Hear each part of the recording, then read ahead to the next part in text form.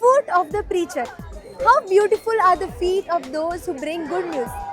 അപ്പോൾ ഇവിടെ എന്തോ സംതിങ് ഉണ്ട്. ഇത് നല്ലൊരു എന്തോ ഒരു അടിപൊളി സെറ്റപ്പ് ആണ് ഇവിടെ.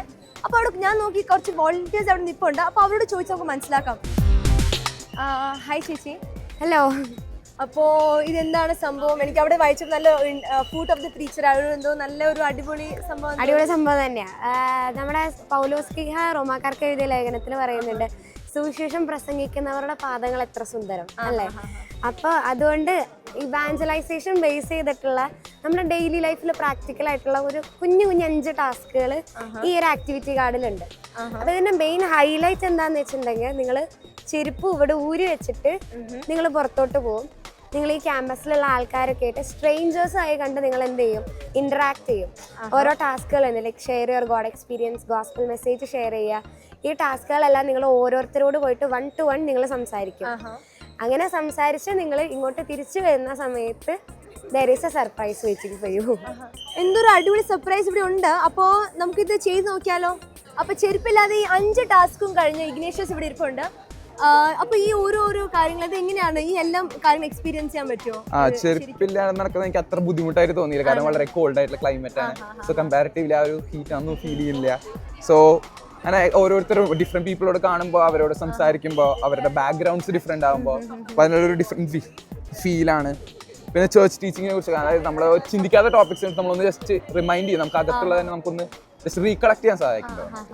ഇഗ്നേഷ്യസ് നേരെ വഴി പോയാൽ മതി. there is someone waiting for you.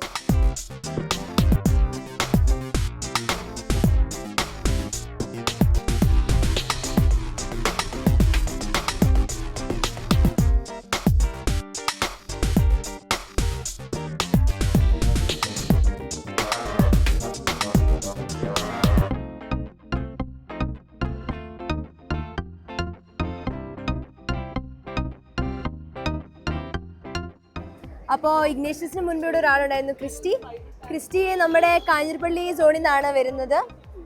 അപ്പോൾ ഇതെന്താ ഇവിടെ എന്തായിരുന്നു നടന്ന ലൈക്ക് ഒരു എക്സ്പീരിയൻസ്, ഇതിൽ നിന്ന് കിട്ടിയ ഒരു ലെസൺ? സ്റ്റാർട്ട് ചെയ്യുന്ന ടൈമിൽ നമുക്ക് നടക്കുന്നത് അത്ര കംഫർട്ടബിൾ അല്ല, എംബാരസിങ് ആണ്.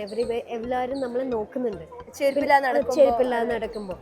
അത് സ്റ്റാർട്ട് ചെയ്തതിന് ശേഷം നമ്മൾ ക്രൂസിഫിക്ഷനും കാര്യങ്ങളൊക്കെ ഓർക്കുമ്പോൾ ഇതൊരു ചെറിയ സാക്രിഫിഷൻ മാത്രമാണ്. സോ അതിന് ശേഷമാണെങ്കിൽ അവിടെ ചെന്ന് കഴിഞ്ഞിട്ട് കഴുകുമ്പോൾ നമ്മുടെ അന്ത്യത്താഴ ടൈമിൽ പറയുന്നുണ്ട്, എന്നാൽ പിന്നെ നീ എൻ്റെ ശരീരവും കൂടി കഴുകുക. അപ്പോൾ കർത്താവ് പറയുന്നുണ്ട്, കുളി കഴിഞ്ഞവൻ്റെ കാലുകൾ മാത്രം കഴുകിയാൽ മതി. സോ ആ ഒരു മൊമെൻ്റാണ് എനിക്ക് അവിടെ റിഫ്ലക്റ്റ് ചെയ്യാൻ പറ്റിയത്. കാരണം ഞാൻ കുമ്പസാരിച്ചു കഴിഞ്ഞു, എൻ്റെ എല്ലാം കഴിഞ്ഞു, കർത്താവിൻ്റെ ആരാധനയും കഴിഞ്ഞു, എല്ലാം കഴിഞ്ഞു. അപ്പോൾ എൻ്റെ കുളി കഴിഞ്ഞു, കാലുകൾ മാത്രം കഴുകി വൃത്തിയാക്കിയാൽ മതി. ആ ഒരു എക്സ്പീരിയൻസ് ആണ് എനിക്ക് അവിടെ നിന്ന് കിട്ടിയത്.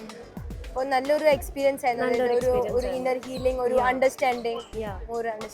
അറിയാത്തവരുടെ കൂടെ സംസാരിച്ച് അവരുടെ പ്രെയർ റിക്വസ്റ്റ് നമ്മൾ കർത്താവിൻ്റെ അടുത്ത് പറയാന്ന് പറയുന്നത് തന്നെ നല്ലൊരു നമുക്ക് നല്ലൊരു ഫീലാണ്. അപ്പോൾ thank you so much Christy, it was really nice and thank you for sharing your experience. I hope it will help a lot of people here. Thank you so much.